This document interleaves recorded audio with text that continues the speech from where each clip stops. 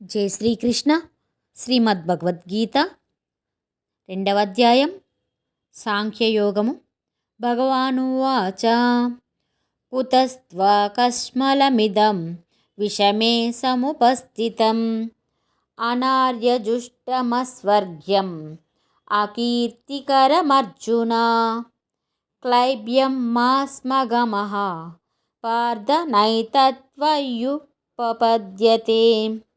క్షుద్రం హృదయ దౌర్బల్యం త్యక్తోత్తిష్ట పరం తప.